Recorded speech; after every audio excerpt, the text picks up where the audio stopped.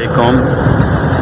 یہ دیکھیں کہ میں ایمبولینس میں ہوں، یہ میرے ساتھ باڈی ہے ضیاءالدین ہاسپٹل سے ہم لے کے حیدرآباد اپنے گھر کی طرف آ رہے ہیں۔ کراچی میں جتنے لوگ ان کے بچے یہ لوگ گئے ہوئے تھے ساتھ میں، وہ مختلف گاڑیوں میں ہیں، پیچھے کراچی کے دوسرے رشتہ دار بھی گاڑیوں میں ہیں۔ اب یہ اتنی بڑی ہمارے لیے پریشانی کا باعث بن رہا ہے یہ دھرنا، تو میری جی بسم اللہ الرحمن الرحیم۔ میں موجود ہوں حیدرآباد کی اس قومی شاہراہ پر جو 3 دن تک پولیس اور وکلاء کے درمیان تنازع کی وجہ سے بند تھی۔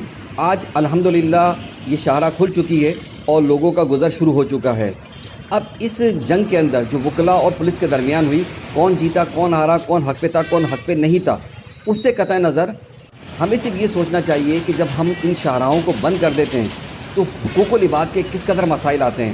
حضور نبی کریم صلی اللہ علیہ وسلم کا صرف یہ فرمان سن لیجئے کہ فرمان مصطفیٰ صلی اللہ علیہ وسلم ہے کہ راستے کے حقوق ہیں کہ نگاہیں نیچی رکھنا، تکلیف دہ چیز کو ہٹا دینا، سلام کا جواب دینا اور برائی سے منع کرنا، اور یہ بخاری شریف کی حدیث مبارکہ ہے۔ اب مجھے یہ بتائیں کہ اس شاہراہ سے کتنے بیچارے مسافروں کو گزرنا تھا، کتنے مریضوں کو گزرنا تھا، کتنی میتوں کو گزرنا تھا، اور کس قدر جو مسائل تھے اور کتنے لوگوں کو انتہائی ضروری کاموں سے گزرنا تھا، وہ سارے کے سارے حقوق جو ہے تلف ہو گئے۔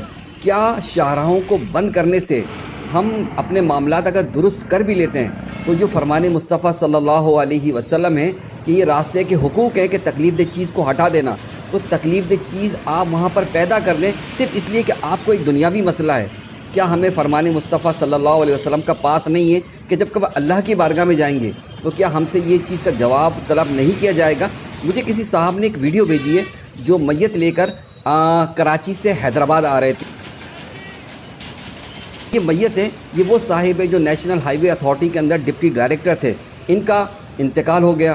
اب ان کے لواحقین جو انہیں یہاں سے لے کر حیدرآباد آ رہے تھے، تو اس دھرنے کی وجہ سے، اس رکاوٹوں کی وجہ سے اس قدر انہیں پریشانی کا سامنا کرنا پڑا کہ انہیں نماز جنازہ کا ٹائم بھی تبدیل کرنا پڑا، اور بڑی مشکل کے ساتھ یہ میت، ان کے لواحقین جو ہے وہ حیدرآباد پہنچے۔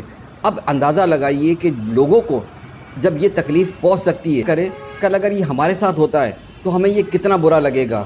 لہٰذا ہمیں دنیاوی معاملات کو چھوڑ کر صرف اس بات کو خیال کرنا چاہیے کہ جو ہمارے نبی علیہ الصلوۃ والسلام نے فرمائی کہ رستوں کو تکلیف دہ چیز سے ہٹانا۔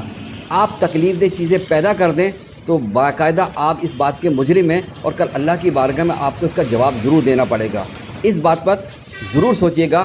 بے شک آپ لوگوں کو اس معاملے کے اندر پتہ ہوئی ہوگی، لیکن راستے کو روکنا کسی بھی طور پر درست نہیں ہے، اور یہ فرمان مصطفیٰ صلی اللہ علیہ وسلم ہے۔